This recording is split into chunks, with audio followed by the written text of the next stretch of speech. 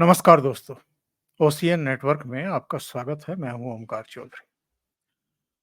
आज बात करेंगे कुछ अलग-अलग ऐसे मसलों पर जो सीधे-सीधे राष्ट्रीय राजनीति से भी जुड़े हैं और राष्ट्रीय हितों से भी जुड़े हुए हैं। एक तो आज ममता बनर्जी पर हम बात करेंगे, कल क्यों हाथ जोड़ कर के बैठ गई? कल क्यों सबसे माफी मांग रही थी? इतनी विनम्र तो ममता बनर्जी को कभी नहीं देखा गया। और विनम्रता की प्रतिमूर्ति बनी हुई थी। अ, वो तो अपने आक्रामक तेवरों के लिए जानी जाती हैं। दूसरी घटना जिस पर हम चर्चा करेंगे, अरविंद केजरीवाल तिहाड़ से बाहर आ गए हैं 177 दिन बाद। और अगर वो 21 दिन माइनस कर दें, जो अंतरिम जमानत के तौर पर बाहर रहे थे, तो कम से कम 155-56 दिन के बाद बाहर आए हैं। इसके अलावा हम हरियाणा और जम्मू कश्मीर पर भी बात करेंगे। इन चुनाव का राष्ट्रीय राजनीति पर क्या कोई असर पड़ने वाला है? ये कितने महत्वपूर्ण हैं, कितने प्रासंगिक हैं? और केवल 2 राज्यों के ही चुनाव नहीं हो रहे हैं साहब।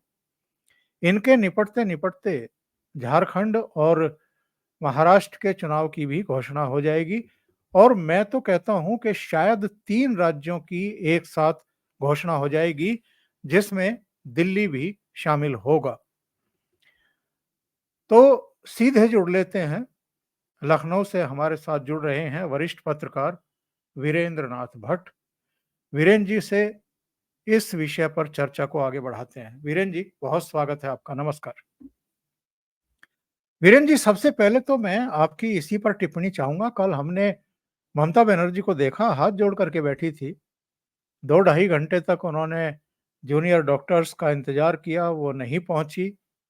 और उनकी शर्त थी, उनका कहना था कि अगर आप लाइव स्ट्रीमिंग करें हमारे साथ बातचीत, तो हम आते हैं, नहीं करें तो हम बातचीत में हिस्सा नहीं लेंगे। मुख्यमंत्री को हमने इतना बेबस, इतना निस्सहाय पहली बार देखा। ये तो वो ममता बनर्जी हैं जिनको हमने कांग्रेस में भी तुनक मिजाजी दिखाते हुए देखा है। हमने अटल बिहारी वाजपेयी के समय जब ये उनकी सरकार में थी, उसमें भी इनके नखरे देखे हैं। नाक पर मक्खी नहीं बैठने देती थी। इसके अलावा इनका जो संघर्ष रहा पश्चिम बंगाल का 2011 से पहले का, ज्योति बसु के साथ, उनकी सरकार के साथ जिस तरह का इनका टकराव और संघर्ष होता रहता था। और राइटर हाउस में जिस तरीके से बालों से पकड़ करके इनको बाहर फेंक दिया गया था जब ये धरने पर बैठी थी, वो भी मंजर देखा है। और मुख्यमंत्री बनने के बाद भी पश्चिम बंगाल में जो हिंसा का तांडव रहा, लोकल चुनाव से लेकर के, पंचायत चुनाव से लेकर के विधानसभा और लोकसभा चुनाव तक में सब जगह हिंसा। आज वो ममता बनर्जी इतनी बेबस, इतनी निस्सहाय सी क्यों दिखाई दे रही हैं? और क्यों कह रही हैं कि मैं मुख्यमंत्री पद से इस्तीफा दे दूंगी? मुझे तो इस बात का कोई लालच ही नहीं है। आप म्यूट हैं, जरा इसको ठीक कर लीजिएगा। ममता बनर्जी ना तो बेबस है, ना लाचार है, ना निस्सहाय है। ममता बनर्जी एक नेता है, एक फाइटर नेता है। और उनको अब ये उनको एकदम साफ समझ में आ गया है कि बिना किसी राजनीतिक संगठन और राजनीतिक दल के खुले समर्थन के बावजूद डॉक्टरों ने 1 महीने से ज्यादा हो रहा है अपने मूवमेंट को सस्टेन किया है, मूवमेंट को बनाए रखा है। लोगों में गुस्सा बना हुआ है। और लोगों के गुस्से की हद इससे देखिए कि उनके बहुत ही ट्रस्टेड जो एक फॉर्मर ब्यूरोक्रेट आईएएस अफसर जवाहर सरकार ने राज्यसभा के पद के सांसद पद से इस्तीफा दे दिया। ममता बनर्जी की सबसे बड़ी चिंता ये है कि जो बंगाल में वही पार्टी रूल करेगी जिसको वहां का भद्रलोक जो इलीट क्लास है वो सपोर्ट करेगा। 35 साल तक भद्रलोक ने सपोर्ट किया सीपीएम को, लेफ्ट पार्टीज को। और 2011 में भद्रलोक आ गया ममता बनर्जी के साथ। भारतीय जनता पार्टी लगातार ममता बनर्जी से लड़ रही है। और 2 विधानसभा चुनाव हो चुके हैं, 2 लोकसभा चुनाव हो चुके हैं। लेकिन भारतीय जनता पार्टी भद्रलोक का समर्थन अभी हासिल नहीं कर पाई है। ममता बनर्जी की सबसे बड़ी चिंता यह है कि भद्रलोक अब उनसे दूर जा चुका है। तो ममता बनर्जी ने जो कल ड्रामा किया है, ये केवल विक्टिम कार्ड है। हम इस्तीफा देने का ऑफर भी दे रहे हैं, ये विक्टिम कार्ड है। ममता बनर्जी को और तृणमूल कांग्रेस को, लोगों को याद रखना चाहिए, वो कितनी बेशर्मी से यूपी में हाथरस की और उन्नाव की घटनाओं का हवाला देते हैं। उन्नाव में जो घटना थी, विधायक पे केवल आरोप था और उसके घर का झगड़ा था। विधायक की सजा चली गई, उसका कन्विक्शन हो गया, वो जेल में है। हाथरस में दो जो है छोटे लड़के लड़की थे, 18-20 साल की उम्र के थे। उसमें कोई पॉलिटिकल एंगल नहीं था, वो गांव की एक घटना थी। उसमें भी वो लड़के जेल गए, दो या 2.5 साल बाद उनकी बेल हुई है। और और जबकि कलकत्ता में और बंगाल में जो घटना हुई है, वो सीधे सीधे पूरे प्रदेश में वसूली करने के लिए जो एक एक्सटॉर्शन गैंग, तृणमूल कांग्रेस एक एक्सटॉर्शन गैंग है पूरे प्रदेश में। जो आपने पुष्पित पल्लवित किया है, जो सीपीएम के जमाने से चला आ रहा है, जिसको कलकत्ता पुलिस का संरक्षण था, उस व्यक्ति ने इतनी जघन्य घटना को अंजाम दिया कि एक पोस्ट ग्रेजुएट मेडिकल डॉक्टर को उनको गैंग रेप किया। तो ये बहुत ही जघन्य घटना है। और आज का मेरी लोगों से बात होती है, बंगाल में अगर आप रेलवे स्टेशन पे उतरते हैं तो आपको कुली को 150 रुपए देना है, अपना सामान आप नहीं ले जा सकते। आप अगर कलकत्ता में अगर सामान लेके आपका ट्रांसफर हुआ है और आप ट्रक लेके गए हैं, तो आपको उनके आदमी से माल उतरवाना पड़ेगा और पैसा आपको तृणमूल कांग्रेस के लोकल आदमी को देना पड़ेगा। अगर आप मकान बेचेंगे तो आपको 10% उसका पैसा लोकल तृणमूल के नेता को देना पड़ेगा। मकान खरीदेंगे तो भी देना पड़ेगा। और आजकल पूरे बंगाल में ठेकेदारी का, सड़क का रिपेयर का, जो भी छोटे मोटे काम सरकार के होते हैं, सब बंद है, क्योंकि तृणमूल कांग्रेस का कार्यकर्ता अब जनता के सामने आने की हिम्मत नहीं कर रहा है। तो और बंगाल एक ऐसा राज्य है जहां स्त्री का संबोधन ही दीदी होता है। वो लड़की 1 साल की हो, 5 साल की हो या 50 साल की हो, वहां दीदी ही कहते हैं सबको। बांग्ला भाषा में आप किसी से बात करिएगा, वो हर स्त्री को, हर लड़कों को, किसी भी उम्र की हो, वो दीदी ही कहते हैं बांग्लादेश में। और इवन और इसमें हिंदू मुसलमान का भी अंतर नहीं है। तो उस राज्य में ऐसी जघन्य घटना होना, एक डॉक्टर के साथ ऐसी घटना होना, तो पूरे प्रदेश में आपने एक मेडिकल संस्था में लोगों का भरोसा ही उठा दिया। और सारी राज्य सरकारें, उत्तर प्रदेश समेत, सबने अपने अपने यहाँ व्यवस्था को रिव्यू किया है। और ऐसा कौन सा अस्पताल होगा बड़ा जहां रात में जो है महिला नर्स नहीं होगी या महिला डॉक्टर नहीं होगी।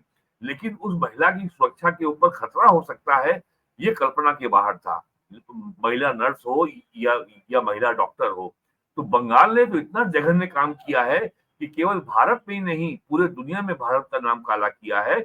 और ममता बनर्जी जो है, आप देखिए पिछले 1 महीने का घटनाक्रम, सुप्रीम कोर्ट ने में जिस तरह के सवाल उठाए गए हैं, सुप्रीम कोर्ट ने पूछा ना उनसे कि भाई आफ्टर ऑल आपने इतना विलंब क्यों किया उस लेडी डॉक्टर के माता पिता को सूचना देने में। ये पोस्टमार्टम का कहीं कोई लेटर में एंट्री नहीं है। पहले आपने कहा कि जो है वो उसकी मौत हो गई है और क्या क्या कहानी आपने बनाई। फिर आपने बिना किसी कागजी कार्रवाई पूरी की आपने उसका पोस्टमार्टम किया हर स्तर पर। और उसके बाद उस मेडिकल कॉलेज के इमरजेंसी में टीएमसी के गुंडों की भीड़ ने हमला किया, पूरे हॉस्पिटल को तहस नहस किया, तोड़ डाला। यहाँ तक कि जो जो आवश्यक जो उपकरण थे, फ्रिज था, कंप्यूटर था, सब तोड़ डाला, केवल सबूतों को, साक्ष्यों को नष्ट करने के लिए। और वो हॉस्पिटल का जो प्रिंसिपल था और जो डॉक्टर एक्यूज है, वो लोग जमाने से वहां पे वसूली का नेटवर्क चला रहे थे और तृणमूल कांग्रेस के नेता उसमें इन्वॉल्व थे। अब ये सारी बातें जनता के सामने आ गई हैं। ममता बनर्जी के सामने के लिए मुंह छुपाना मुश्किल हो रहा है। इसके पहले उन्होंने पैदल मार्च भी निकाला था कलकत्ता की सड़कों के ऊपर। जी। तो अब जो राजनीतिक पहल उनके हाथ से निकल चुकी है, अब वो उसको किसी तरीके से रिगेन करने के लिए, उसको उस पे अपनी पकड़ अब दोबारा बनाने के लिए ममता बनर्जी अब जो है बहुत बेचैन है, बहुत डेस्परेट है, बहुत हताश है।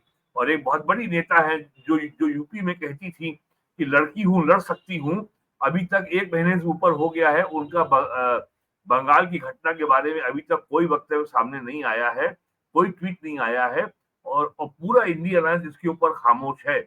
और आप बताइए, ये जो बोलते हैं व्हाट अबाउटरी, कि अगर हमारे यहाँ रेप हुआ है तो आपके अभी तो हुआ था। अरे जघन्य अपराध हुआ था, यूपी गवर्नमेंट ने तुरंत कार्रवाई की है, एमएलए जेल चला गया, उसकी मेंबरशिप चली गई, वहां 2 बार चुनाव हो गया, और वो आदमी जेल में है, और आप उसको बचा रहे हैं। घटना हुई है चाहे कहीं हुई हो, वो जघन्य है। स्त्री के खिलाफ कोई भी अपराध जघन्य है और अक्षम्य है। और फिर ऐसा ऐसा विभत्स जो कांड हुआ है कलकत्ता में, उसको डिफेंड कर रही है ममता बनर्जी। और आज 1 महीने के बाद आप कह रही हैं कि हम इस्तीफा दे देंगे, और केवल बकायदा ये कोरियोग्राफ्ड है, ये बहुत ही सोची समझी एक पॉलिटिकल स्ट्रेटजी है कि जनता की सहानुभूति कैसे फिर से हासिल की जाए, और ये दिखाया जाए कि देखो हम विक्टिम हैं। जो वास्तविक विक्टिम है उनको उनके खिलाफ, जो अपराधियों के खिलाफ जो सबूत थे, उसको आपने घटना के 2 दिन के अंदर ही मिटवाने का पूरा प्रयास किया। अगर सीबीआई नहीं आई होती तो इस मामले में कुछ होता ही नहीं। और आप देखिए क्या बेशर्मी है कि ममता बनर्जी खुद ही विक्टिम कार्ड खेल रही है, कि मैं बैठी हूं, आओ बात करने को तैयार है। अरे भाई, जो वहां छात्र मांग कर रहे हैं उनकी बात को मानो ना। और अगर आपको बात करने में इतना इंटरेस्ट था, तो आज तो जहां छात्र धरने पे बैठे हैं, जहां डॉक्टर धरने पे बैठे हैं, आप वहां चली जाती। आप मुख्यमंत्री हैं, आपकी सुरक्षा कोई खतरा होता नहीं। तो ममता बनर्जी ने केवल ड्रामा करने के लिए वो वहां 2 घंटा बैठी हैं। और अगर उनकी वास्तव में अगर नियत होती, और उनके मन में कोई दुख होता, कोई पश्चाताप होता कि एक प्रतिभावान एक डॉक्टर लड़की का जीवन अंत हुआ इतने इतने विभत्स और इतने भयावह तरीके से, तो ममता बनर्जी ने कम से कम उस लड़की के माता पिता से मिलकर के क्षमा याचना की होती, सांत्वना दी होती। कुछ नहीं किया। और आपके नेता, आपके पार्टियों के आपके मंत्री, आपके प्रवक्ता सारे टीवी चैनलों पे आकर के रोज डिफेंड कर रहे हैं। और 35 दिन बाद इस घटना के ममता बनर्जी की अब आप बेशर्मी की पराकाष्ठा देखिए, वो विक्टिम कार्ड खेल रही है। अरे आपको कुछ करना था तो आपने क्या किया? पिछले 1 महीने से अधिक हो गया है। और ये खाली उनको मालूम है कि इस देश का जो सेकुलर वामपंथी इकोसिस्टम है वो तो हमारे साथ है ही। बीजेपी हमारा क्या बिगाड़ लेगी? और उनको लगता है कि चाहे चाहे कुछ भी हो, हम तो इलेक्शन तो जीत ही लेंगे।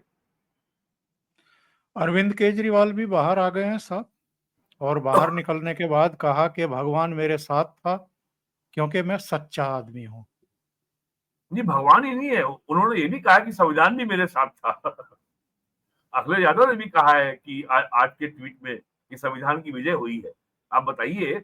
और वो वहां लड्डू बांट रहे हैं, वहां मिठाई बना बांट रहे हैं, ढोल नगाड़े बज रहे हैं, लेकिन ये नहीं बता रहे हैं कि सुप्रीम कोर्ट ने अपने आदेश में कहा है कि आप मुख्यमंत्री के कार्यालय नहीं जाएंगे, आप किसी पत्रावली पे हस्ताक्षर नहीं करेंगे, आप अपने केस की फाइल को नहीं देखेंगे। 10 लाख रुपए का बेल बॉन्ड साइन किया है। 10 लाख का, और ये छोटे मोटे अपराधियों का 10 लाख का बेल बॉन्ड नहीं होता है। छोटे मोटे अपराधी का बेल बॉन्ड तो होता है 50,000 1 लाख रुपए का। इतना बड़ा बेल बॉन्ड दिया है। और सुप्रीम कोर्ट ने यह स्पष्ट नहीं किया कि क्या ये असेंबली की दिल्ली विधानसभा की कार्रवाई में भाग ले सकते हैं। ये मुझे नहीं मालूम कि इस कोर्ट के ऑर्डर के फैसले का क्या मतलब है। तो और अरविंद केजरीवाल आ गए हैं। अब उनका आभा मंडल जो उन्होंने बनाया था कि मैं कट्टर ईमानदार हूं, अब वो कट्टर चोर होके निकले हैं। अब उनका आभा मंडल ध्वस्त हो गया है। हरियाणा में हुड्डा साहब को मालूम है कि ये अरविंद केजरीवाल दगा हुआ कारतूस है। उन्होंने इनको एक भी सीट देने से मना कर दिया। और ये अपने जो इनका लॉस्ट ग्राउंड है, जो जमीन ये खो चुके हैं, जनता का समर्थन और विश्वास जो ये खो चुके हैं, केवल उसी को पाने के लिए इन्होंने ये तय कर लिया कि हम हरियाणा में 90 सीट लड़ेंगे। और उनको मालूम है अगले साल दिल्ली में भी चुनाव होना है, 70 सीटें हैं वहां पे। तो अगर ये कुछ अगर एक आध सीटें पा गए हरियाणा में, तो ये कम से कम दिल्ली में मुंह दिखाने के काबिल होंगे कि देखो हमारा समर्थन बरकरार है। लेकिन जहां तक मेरी अपनी जानकारी है, मेरी समझ है, अरविंद केजरीवाल हरियाणा के चुनाव में केवल छुटपुट नुकसान कांग्रेस का ही करेंगे।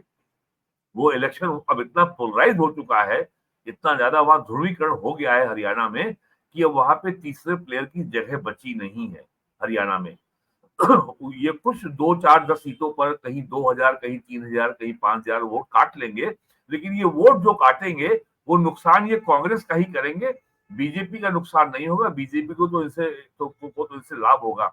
अब इनके घोटालों की इतनी लंबी सूची है, आप याद करिए, इन्होंने मुख्यमंत्री रहते हुए मुकेश अंबानी के खिलाफ जो है एफआईआर लिखवाई थी, वो विजिलेंस ब्यूरो में। ये शीला दीक्षित को जेल भेजने की बात करते थे। शीला जी 10 साल मुख्यमंत्री रही दिल्ली की, लेकिन शीला जी के ऊपर कभी इस तरह के भ्रष्टाचार का आरोप कभी नहीं लगा।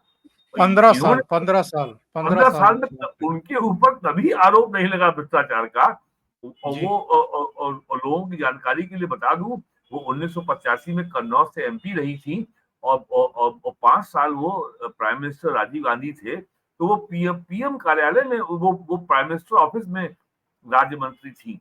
तो शीला जी के ऊपर ये जो है आपका जल बोर्ड घोटाला, स्कूल घोटाला, अस्पताल घोटाला, लंबी सूची है इनके घोटालों की।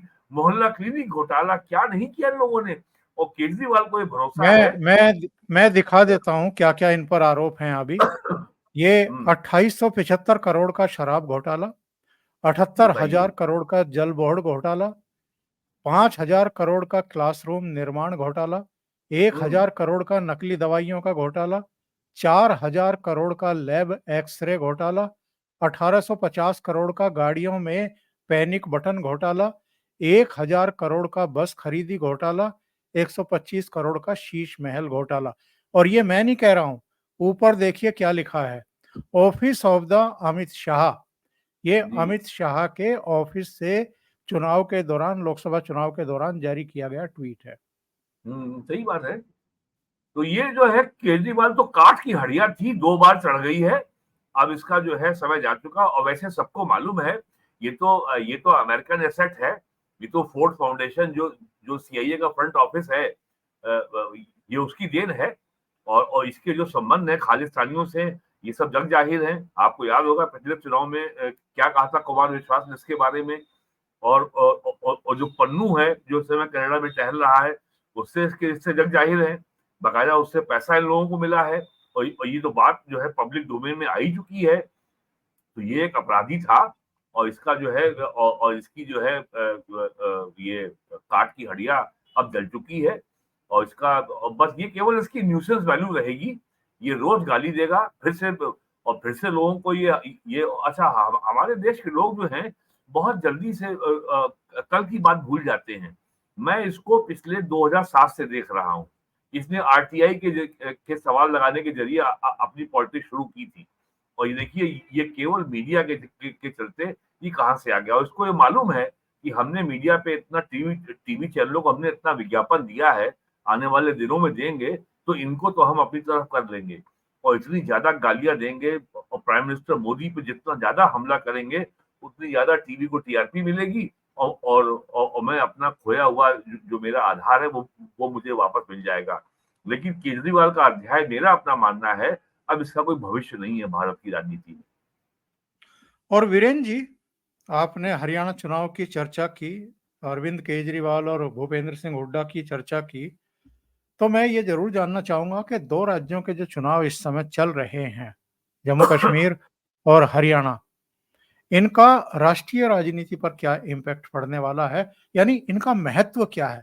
बात ये नहीं है कि भारतीय जनता पार्टी तीसरी बार हरियाणा में सरकार बनाती है, नहीं बनाती है, जम्मू कश्मीर में किसकी सरकार बनती है, लेकिन प्रासंगिकता और महत्व क्या है इन चुनाव का, इम्पैक्ट क्या देखिए होने वाला है। देखिए, हरियाणा के चुनाव के बारे में लोगों को बहुत स्पष्ट रूप से समझ लेना चाहिए कि जिस तरीके अगर वहां कांग्रेस अगर सत्ता के निकट आती है, किसी भी तरीके से सरकार बनाने में कामयाब होती है, तो पंजाब के तरीके से हरियाणा को बर्बाद करने की, हरियाणा में आग लगाने की तैयारी है।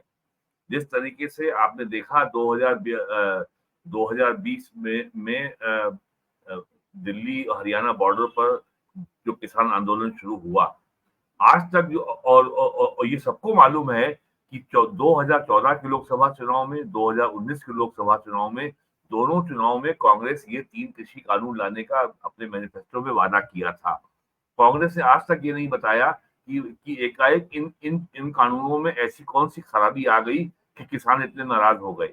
और आज भी हरियाणा पंजाब बॉर्डर पर 1.5 साल हो गया है ये किसान धरना दे रहे हैं। केवल पंजाब और ये जो ग्लोबल डीप स्टेट है और जो कनाडा में बैठे हुए जो खालिस्तानी आतंकवादी हैं और इनके पीछे अमेरिकी ताकत है, अमेरिकी पैसा है, ये केवल और कांग्रेस का और अगर याद कीजिए आप इमरजेंसी का दौर, संजय गांधी ने योजनाबद्ध तरीके से दिल्ली के इलाकों में खाली जमीन पर झुग्गी झोपड़ियां बस्तियां बसाई थी। वो कहा था कि ये और वही लोग कांग्रेस की रैली में काम आते थे। तो इनको लगता है कि घेराव के और उस समय घेराबंदी की राजनीति का सूत्रपात संजय गांधी ने किया था। वही काम आज 40 साल बाद कांग्रेस दोबारा करने जा रही है। अगर हरियाणा में सरकार बन गई तो दिल्ली में घेरा डालो और मोदी सरकार के नाक पे दम कर दो और दुनिया में भारत की छवि इतनी खराब कर दो कि कोई यहाँ आए ना। और राहुल गांधी तो अमेरिका में जाके ये इन्वेस्टर से अपील करके आए हैं ना कि आप इंडिया में निवेश मत कीजिए। तो आप ये समझ लीजिए हरियाणा को जलाने की तैयारी है। और अगर हरियाणा में कहीं अगर चूक हुई और अगर हुड्डा सरकार बनाने के करीब आए या तो केंद्र सरकार के लिए इसको 6 महीने से ज्यादा बर्दाश्त करना संभव नहीं होगा। और ये यही तैयारी कर रहे हैं। और चंडीगढ़ में कांग्रेस का एमपी जीत ही चुका है 2024 की लोकसभा चुनाव में। पंजाब में जो हालत है, जिस तरीके से वहां पे ड्रग और अफीम और हीरोइन खुलेआम जो वहां पे लोगों को उपलब्ध हो रही है, लॉ एंड ऑर्डर की जो चुनौती आ गई है पंजाब में, स्थितियां संभाले नहीं संभल रही हैं, वही स्थिति हरियाणा में होगी। और बीजेपी के खिलाफ कहने को तो आप चाहे कोई मुद्दा बना लो, लेकिन पिछले 10 साल में बीजेपी ने जिस तरीके से वहां पे पंजाबी, दलित और पिछड़ी जाति के लोगों को सत्ता में जो स्थान दिया है, उसको लेकर के केवल एक ये नाराजगी है कि साहब जाटों को सत्ता प्रतिष्ठान से बाहर रखा गया है। जाटों का जो हरियाणा की राजनीति में जो एक छत्र राज रहा था, वो अब नहीं है। और हुड्डा साहब कह रहे हैं हम ये कर देंगे। तो हरियाणा की राजनीति का में ये महत्व सेकेंडरी है कि बीजेपी सरकार बनाती है या नहीं बनाती है। लेकिन अगर नहीं बनाती है मैं अपनी हो सकता है कुछ लोगों को लगे कि मैं अपनी बात काट रहा हूं। अगर कहीं कांग्रेस में सत्ता में आ गई तो आप ये समझ लीजिए राहुल गांधी देश में आग लगाने के कार्यक्रम का जो उनका अभियान चल रहा है, वो उसमें 10 कदम और आगे बढ़ जाएंगे। पूरे देश में बांग्लादेश में आग लगी हुई है, हिंदू मारे जा रहे हैं, 1,500 से ज्यादा घर जला दिए गए हैं, इतनी दुकानें जला दी गई हैं। और बिल्कुल जिस तरीके से हिटलर ने सेकेंड वर्ल्ड वॉर के समय यहूदियों को टारगेट किया था, छांट छांट के बीन बीन के एक एक यहूदी टीचर को या तो मारा गया था या और उसको टारगेट किया गया था, उसी तरीके से बांग्लादेश में एक एक हिंदू टीचर को गले में जूते की माला डाल के घुमाया जा रहा है, उनसे इस्तीफा लिखवाया जा रहा है, हिंदू डॉक्टर को टारगेट किया जा रहा है, पुलिस में हिंदू सिपाहियों को टारगेट किया जा रहा है। लेकिन ये जो हमारे राहुल गांधी हैं, बांग्लादेश में जो बांग्लादेशी पत्रकार जो हमेशा इंडिया के खिलाफ बोलता है और इंडिया के खिलाफ हमेशा साजिशों में व्यस्त रहता है, इल्हान उमर जो कश्मीर को इंडिया से अलग करने की वकालत करती हैं, और जितने भारत विरोधी वहां पे जो जो गिरोह है, राहुल गांधी उनके गले मिल रहे हैं। और आप 5 अगस्त को शेख हसीना वाजिद सत्ता से हटी थी, अभी तक कांग्रेस की ओर से एक बयान नहीं आया। तो ये और जो शेख सलाउद्दीन जो जो ढाका के ब्लिट्स मैगजीन का एडिटर है, उसने जितना ट्विटर पे भंडाफोड़ किया है राहुल गांधी का और सोनिया गांधी का, और जो जितना इटली का इतिहास लिखा है, उससे गांधी परिवार बहुत परेशान है और अभी तक जवाब देने की हिम्मत नहीं कर पाया है। और उसने कहा है कि राहुल गांधी की लंदन में खालिदा जिया के बेटे तारिक खान से मीटिंग हुई है और उसने तारिक रहमान से, जी तारिक रहमान से, और उसने सीधे सीधे जिस तरीके से तख्ता पलट हुआ है, उसने कांग्रेस को और राहुल गांधी को उसका जिम्मेदार ठहराया। तो ये पूरे देश में आग लगाने का काम कर रहे हैं। हरियाणा के लोग, हरियाणा में इसी बात की आशंका बनी हुई है कि कहीं कांग्रेस ने सत्ता बनाने में अगर सफलता हासिल कर दी तो समझ लीजिए फिर तबाही है। ये आग लगाएंगे और हरियाणा जैसा प्रगतिशील स्टेट जो है, जहाँ कोई भी आदमी फालतू नहीं होता, जहाँ जहाँ हर आदमी बहुत उद्यमी है, और केवल वहां पर भी ये फर्जी मुद्दा खड़ा किया जा रहा है कि साहब रोजगार नहीं मिल रहा है। और रोजगार का मतलब केवल गवर्नमेंट नौकरी होता है, और कुछ नहीं होता। रोजगार नहीं, के नहीं, मायने तो मैं तो अक्सर अपने प्रोग्राम में कहता हूँ, 2014 से पहले जब मनमोहन सिंह ने अपना प्रधानमंत्री का ऑफिस छोड़ा था, तो इस देश के हर नागरिक के हाथ में सरकारी नौकरी का नियुक्ति पत्र दे दिया था और मोदी सरकार ने आते ही वो सब छीन लिया। मतलब क्या बेवकूफ़ी की बातें करते हैं ये लोग। सर हर एक आंकड़ा आदमी को एक आंकड़ा मैं रख दूं आपको, जनता को ये जान लेना चाहिए। पूरे देश में सरकार किसी भी राज्य में उस राज्य की जनसंख्या का 1.5 टू 1.75, 1.5 से 2% लोग ही सरकारी नौकरी में हैं। और लोगों को ये भ्रम दिया जाता है, भ्रम फैलाया जाता है कि अगर आरक्षण की लिमिट 50 से अगर 80 हो जाएगी तो तुमको नौकरी मिल जाएगी। उनको ये जान लेना चाहिए, नौकरियों की संख्या आरक्षण की सीमा बढ़ने से नौकरी नहीं बढ़ने जा रही है, नौकरी उतनी ही रहेगी जितनी है। तो लोगों सही को ये बात। लगता है कि अगर आरक्षण बढ़ जाएगा तो नौकरियां बढ़ जाएंगी।